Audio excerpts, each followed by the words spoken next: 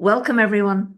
So pleased that you are here today with my good friend Merri and me. I work primarily with parents of teenagers. That's what I consider to be my sweet spot. And it's my sweet spot because it was my most painful life lesson, was when my two boys went through the teenage years, especially the younger one. So we are here today to talk about parenting in the age of screens and silence and difficulty and stress. And I'm going to pass it over to Merri to give us a little bit of her background. Yeah, I love that we get to talk about this. So thank you so much. Merri Guggisberg, I am the owner and founder of MKG Parent Coach. And what I get to do is I help parents, caregivers, educators bring mindfulness, kindness, and gratitude into all situations where they hang out with kiddos, peers. It's a message that ripples into all relationships. And screens is the top thing when parents call me and like, help me navigate. I can't throw it away. I can't take it away. Help me navigate and live with my child and this device. So I'm glad to be with you. Thanks. Yes, and as we think of screens, we were talking before we started recording this. I just did a workshop a couple of nights ago for parents on that topic of screens and how with my audience that's generally an older age group and teenagers, how it is really affecting very, very dramatically what's happening inside the dynamic of the family and parents struggling with the aspect of knowing that you can't take it away, you can't force it out of a 14-year-old's hands. What we're all trying to navigate is how to find a balance that maintains the connection that we need to have with our children, because it's that connection that is so challenging right now for parents. Yeah, what they say, I don't know how to step into their world. They feel that one, the guilt, right? Because they gave them the device. So that self-talk of beating myself up to throwing up their hands. They throw up the white flag and surrender and be like, well, I guess this is the way it is. They're not going to eat dinner with us because they're on their gaming system. They're not going to go on family outings with us because they're on this device instead of they might be in the car, but they're on this, so they're not really present. And I think we both have tools that will help parents navigate with insight, care. I call our coaching, I call it head and heart work. Yes, it's based on science, it's based on evidence-based practices, and our hearts hurt when our connections with our kiddos are severed. So it's that opportunity to bring the head and heart work into these conversations around devices. So, Merri, what do you find for the parents that you talk to is there one piece of information or one nugget Mhm. that you can pass on to a parent that creates a light bulb moment for them? I find that in my work, but I'm wondering what it is in yours. Yeah. Well, there's a couple. After we've had conversation and I've introduced them into this practice the pause, kind of my signature, the foundation. What resonated when you asked your question, though, Isla, was the importance of modeling. How are the parents using their devices, single parent, dual parent, co-parents, whatever the situation is, and how are they managing? Are they using it as a tool or a toy?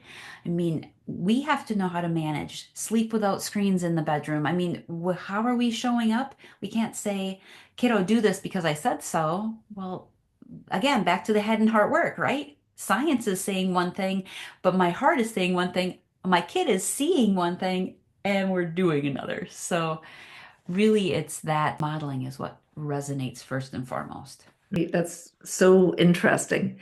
In my world, the piece that I always lead with, because it was for me the piece that changed everything. I mean, literally was a lifesaver in my case, is understanding the brain. So coming from the perspective of, especially if you're dealing with a tween or a teen, to understand what is actually happening in Mm. this process of the adolescent becoming an adult. Yes. Because what we're told, the myths that we have out there is one, if we've got seeing behavior we don't like, it's hormones or just bad behavior or risky behavior or boys will be boys, all of these things I was certainly fed as I was raising my kids. But when we understand the science behind what's happening in the brain and can really relate to, oh, I expected my 14-year-old to be able to do this. They can't. That's such a light bulb. And then you're able to navigate through, okay, well, how can I actually help them?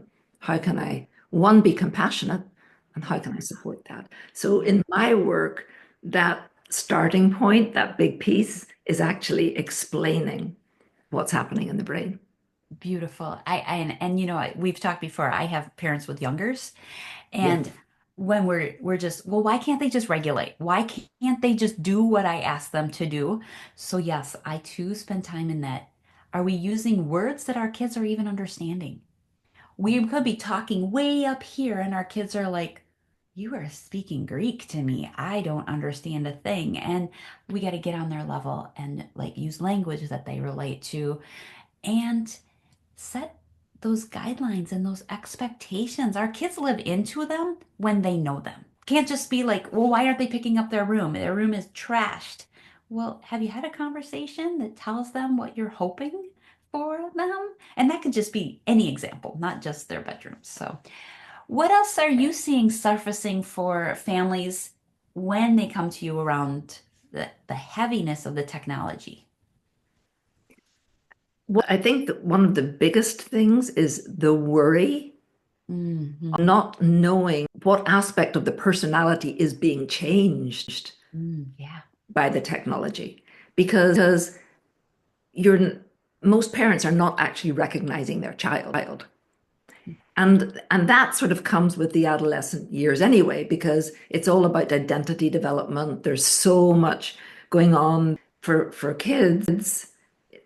There's such a curiosity behind how I'm feeling. I don't understand how I'm feeling. I don't understand what's going on with my body. It's a very confusing period of time. So I think that has always been there.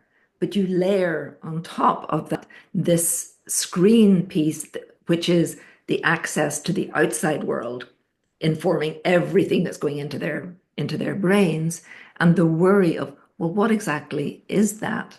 And how damaging is it? What can I do about it? And what should I be doing about it? And there's a huge fear of the unknown in there. And it is unknown for all of us. Right. And then that spiral that happens. Well, if they don't do their homework today, then this, and then they'll never get this goal and they'll never get this goal versus, what do you need of me, kiddo? I Yeah. want to come alongside. What do you need of me? And the other thing I bring in is I, all of my coaching, we start with naming your family values, principles, just like you have in your business or your school, your kid's school. The core values are as you walk in. Families I work with really take this to heart and they literally peel it back. I give them some starter words, but when they know those values, then they can base everything off of that. Well, kiddo, we don't want you to have your phone in your room after hours because we value brain development, sleep, physical development.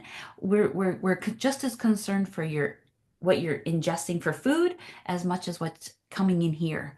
And it's so they just don't know even where to have the conversation. But when everything links back to those family values, oh, well, I value my family. I value love. I value respect.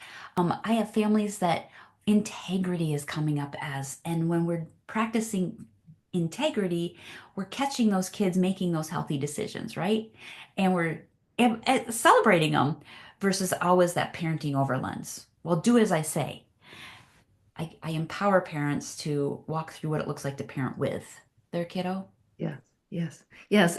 Very much as I do, but a slightly different way. So my messaging is always, you're on the same team.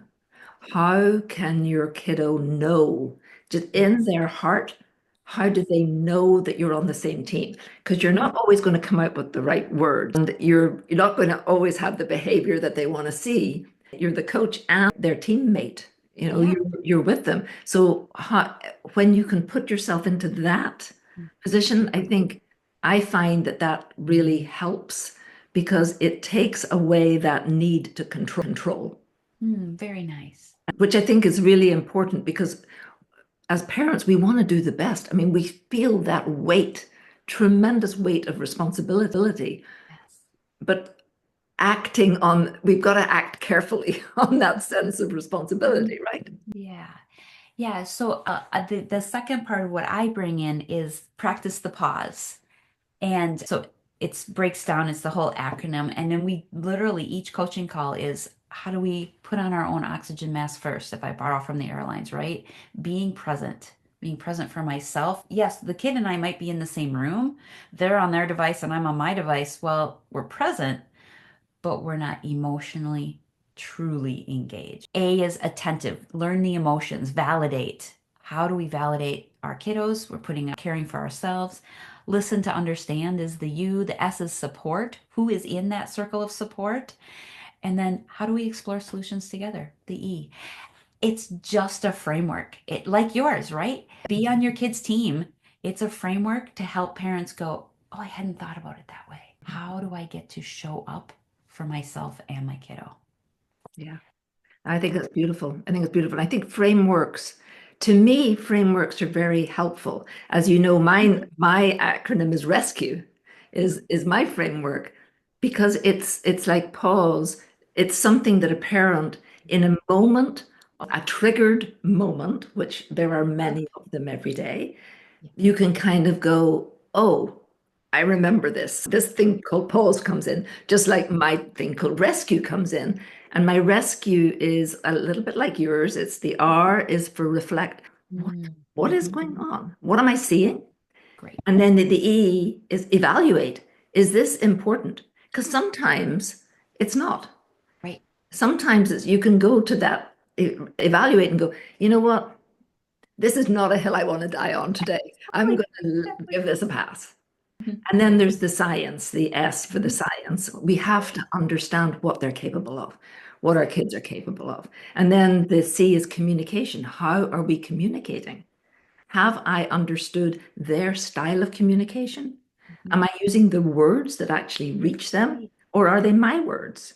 Right. And then making understanding of it and then Wow. creating the way to actually put it into action and then evolve it. So what am I seeing? And then I can go back over the wheel. So I think just like your pause, it's really helpful for all of us, I think, to have something that we Right. can hold on to and we can go, oh, in this moment, I can pause, I can stop, and I can go, in Rescue. my world, rescue, Rescue. Yeah. take myself around the wheel, in yours, pause, take Exactly. yourself down the list.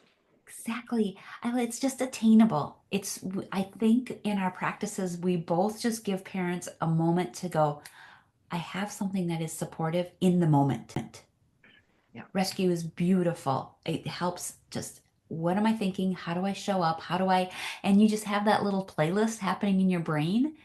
So supportive. That I think is the affirmation that parents I work with are like, you made this so easy. It sounds, parenting isn't easy, but it does give them a framework around how do we control the device? How do we have dinner without the iPad in the table? How do we control these little smart things? I mean, our watches that are tech is everywhere. And how do we just be? So I love yours too. Great. Rescue is beautiful. No, and I think, one of the things I'm a real data nerd. I look at all the research and everything else. That's just one of the things. I've always been like that. And I one of the things that I know and I keep reinforcing to parents is this aspect that if the mom's okay or if the parent's okay, the kid will be okay. Yes. And so there's so much pressure on parents to make sure that their kids are doing what they think they should be doing. But the reality is, if a kid completely fails out of high school, it's not the end of the world. It is the end of the world if they end up with a mental illness or worse. We have to figure out how to prioritize what's really going on and what's really important. And I think I love the fact of using the values Mhm. as a way to really establish staying aligned to what Mhm. is important here. Right. Or am I getting distracted? Am I going down a rabbit hole of Right. what the outside world is telling me? But in my heart, it's not Mhm. right. What's right is that my kid and I, no matter what, stay connected. And you're on the same team. I love that. I love that analogy. That's good. So, Isla, do you have other things that were like, oh, we were hoping to cover this?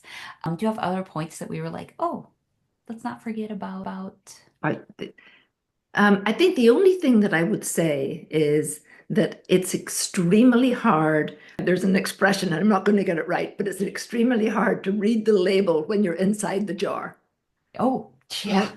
So Yeah. one thing, and I know it from my own experience of raising my own kids, I know it from the families that I've worked with, we can't do this alone. And the gift you can give yourself when you're finding yourself in this situation is find somebody that can be that lens, that wise fly on the wall that can help you see what's really going on, because you cannot do that from inside it. And no matter, every coach has a coach Mhm. for a reason. Right, right. We can't do it ourselves. So I think the piece that I really want to reinforce for parents is you should not believe that you have to do this on your own. You cannot. We need each other for Mhm. this. Please, please, please go out and look for help. Ask for the help. It's there. There are resources. There are people like Merri and Isla who do this kind of work with tremendous passion and walk alongside any family in any situation. Exactly. Do not do this on your own, and every relationship can be fixed. I believe that At so. any stage, yes. Any stage and any age, it can be fixed. Mhm. Right. I like you named why you started your business is the giving back because of your own experience with your own children. You named exactly why I started mine. Is I was very blessed with an amazing village. You know, it takes a village to raise a child. And I had the most supportive village when I was to now still adult, their adult life as well. And they still have those same village people active in their lives. And Mm. that was my way. So the S is that circle of support. Who is in that circle of support? Yeah. Back to research, right? We know all kids need five caring, healthy, active adults to thrive Yeah. in their lives, right? And what a beautiful way to help parents name it. Who are those five for my kiddo? And then for me. Who is that person for me? And many parents, when I'm like, oh, I'm alone. And then we talk through it a little further. And they're like, oh, well, I guess so and so. And I guess so and so. And immediately they're starting to see that their bubble is a lot bigger because we armor up. Oh, I got this all figured out. I don't need anyone. When really we are not meant to do this alone, truly. So, what a joy. What a joy to learn more about how you show up for parents and How support you? parents. Yeah. It's all of us are needed. All of us are needed. And 100%. we serve similar audience, right? Parents, but I love that we come at it with our own little personalities and our own gifts. And I love that you're a resource in my court. So thank you for that. Thanks for sharing. And what a joy to hang out with you. Yeah. Right. Likewise. Thank you so much. And we both hope we've inspired Mhm. some conversations, at least, that you, our parents watching this, can have with those people who are really important in your lives. And do not underestimate the conversations you can have with your own kids. Mhm. Right. You have to find the language that's appropriate to the age, but ask them what they need from you. Yes. Listen to what they tell you. It's Yeah. important, and they know. So Exactly. And then I would only add on to that is validate. Validate, validate, validate. We have to validate those kiddos' emotions and just be with them. We can't fix it. We get to just be with them. 100%. What a joy. Okay. Thank you so much. Thank you. Thank you, Isla. Do we want to add how to reach each other? Like, can you want to share like how to reach? how people reach you and how people find me? Yes, absolutely. And I can put it in the notes underneath the video. So finding me is Isla, ISLA, at cracktheteencode.com. Love it. And mine is Merri, Erri, at mkgparentcoach.com, or my website is the same, mkgparentcoach.com. What a joy. Thank you. Thank you for what you do. Thank you for just reaching out. I love being together. Likewise. Thank you.